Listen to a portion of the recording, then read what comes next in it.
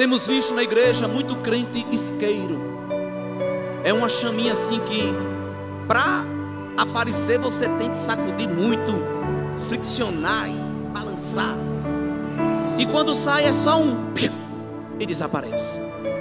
Muito crente acendedor automático de fogão. Muito crente fogos de artifício. É até aquela coisa, mas depois é só fumaça. Este fogo não é do Espírito. O fogo do Espírito queima, queima, queima, queima, queima. O culto acaba e continua queimando. A gente vai dormir e ele continua queimando. A gente acorda e ele continua queimando. Vai trabalhar, vai estudar e ele continua queimando. Volta para a igreja e ele continua queimando. Vai para casa, continua queimando. Dia após dia, mês após mês, ano após ano. O fogo arderá sobre o altar e não se apagará, porque o combustível é do céu e não se evapora, para a glória de Deus. Em Atos 4 e 8 nós vamos ver que Pedro, cheio do Espírito Santo, pregou diante do Sinédrio. Lá atrás se escondeu do Sinédrio. Agora estava pregando, fazendo cruzada evangelística diante do Sinédrio. Glória. Era o mesmo Pedro, a diferença é que agora estava cheio de poder. É tanto que as autoridades disseram: quem é este Zé Ninguém?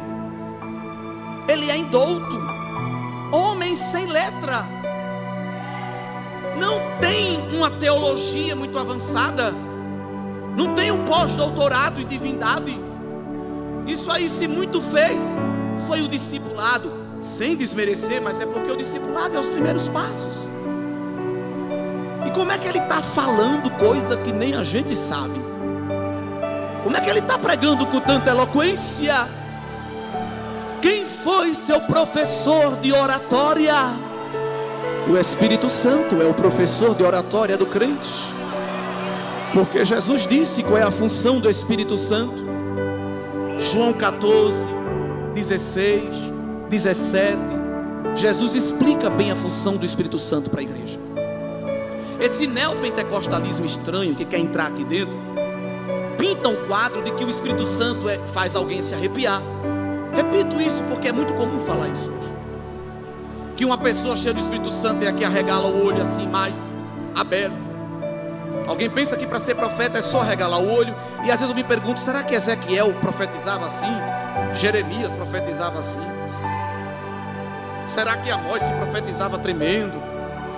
Será que Isaías profetizava entronchando o braço?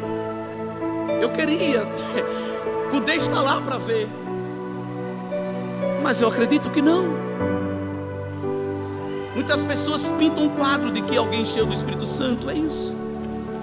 Mas Jesus mostrou que o Espírito Santo tem uma função didática. Ele disse: eu pedi ao Pai para mandar o Espírito, e Ele vai fazer vocês marchar de um pé só, que quando alguém olhar vai dizer: são cheios. Não, Ele não disse isso. Ele vai fazer vocês aprenderem todos os corinhos de fogo, que quando vocês cantar não vai ficar um demônio em pé. Não, nada disso. Ele disse assim: o Espírito Santo vos fará lembrar todas as minhas palavras. Função didática. Porque não tinha como gravar um podcast com Jesus, não tinha como gravar um áudio enquanto Jesus pregava para ouvir depois, não tinha como transmitir no YouTube e deixar salvo na playlist para depois ir rever o que Cristo ia falar. Mas ele disse: o meu Espírito é didático, ele vai gravar na vossa mente tudo que eu estou falando. Aleluia. E se vocês precisarem falar alguma coisa nova, ele vos ensinará na hora. Está lá, Jesus disse: ele vos dirá na hora o que há vez de dizer. Tem crente que tem a síndrome de Chicó e João Grilo. Você faz uma pergunta bíblica a ele, diz: eu não sei, só sei que é assim. é mistério. Vou dar o zap do meu líder, do Enoque, e ele vai explicar. Nada disso. Pedro, que era um homem simples, não era um analfabeto, porque todos eles tinham um conhecimento básico, até porque eram comerciantes. Mas Pedro, que era um dos homens mais simples da igreja, não era um doutor da igreja, ele disse: meus irmãos, estejais prontos para dar a razão da vossa esperança a qualquer um que vos pedirem. Pedro disse que todo crente tem que ser um professor de apologética. Agora eu vou dizer uma coisa, me permita, pastor. Você sabe o que é apologética? Sei não, irmão, já está errado. Tem que pelo menos saber já o que significa apologética. Significa defesa da fé. Mas não é só saber o que significa, tem que estar pronto a defender a fé. O apóstolo Judas, não, o Iscariotes, disse que nós temos que lutar pela fé que uma vez foi dada aos santos. Que fé é esta? O corpo de ensinos da palavra de Deus.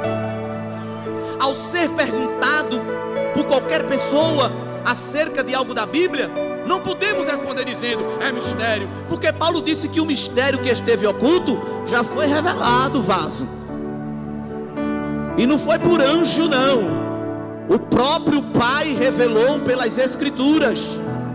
Ninguém precisa mais ir no céu nem no inferno, não precisa ter visita de anjo nem de querubim. O que nós precisamos saber já está aqui, bem revelado. Tem que conhecer palavra, tem que ter conhecimento.